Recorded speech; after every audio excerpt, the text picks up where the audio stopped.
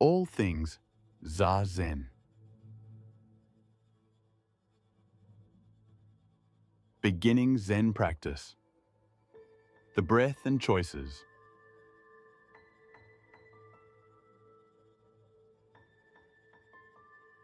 What if the most radical act you could take today wasn't quitting your job, wasn't running a marathon, wasn't even mastering intermittent fasting, but sitting absolutely still and watching yourself breathe? Not exactly the stuff of Instagram glory, but stay with me. Because hidden in this absurdly simple act is one of the most refined practice methods developed in human history. And no, it doesn't involve incense or chanting in Sanskrit. It involves your body, a cushion, and the air you're already breathing. Zazen, seated meditation, isn't just sitting there doing nothing. Rather, think of it like a three-legged stool. The first leg is posture. Your body arranged in a way that minimizes distractions while still keeping you alert.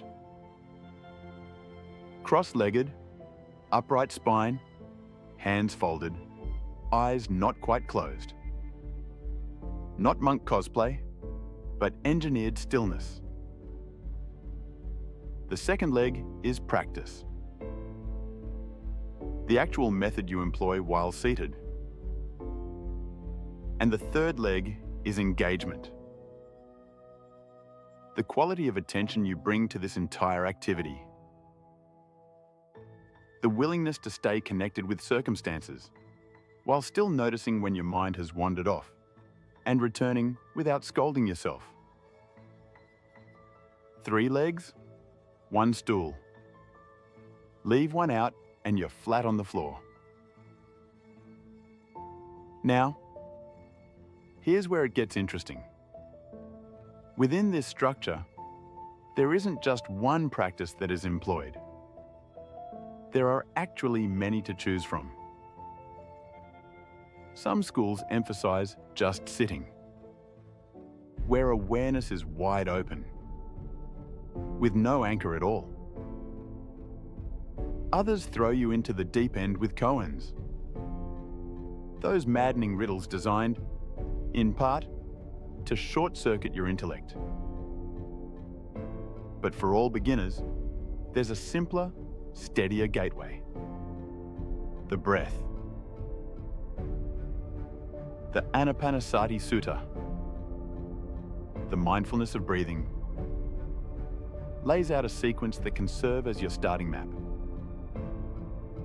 Step 1. Return from thinking and take notice of the length of the breath. Long or short, deep or shallow. Don't change it. Just observe it. Is it rough or smooth? Warm or cool as it passes through the nose? Is the belly relaxed or tight? Step 2. Expand your awareness to the whole arc of breathing, the entirety of each breath. Follow it from its very beginning, through its crest, into its fade, like watching the tide roll in and out. Step 3.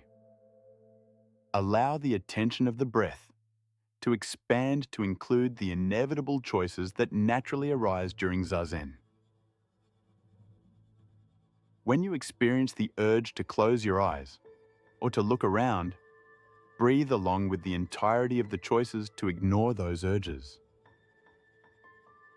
When you experience the urge to stretch your legs or to shift your position, breathe along with the entirety of the choices to ignore those urges. When you experience the urge to sniff, or to sigh, or to clear your throat, breathe along with the entirety of the choices to ignore those urges. Attending to the breath, while attending to the choices that inevitably arise, will not be 2 separate practices. Here, They're one continuous endeavor. Step 4. Repeat.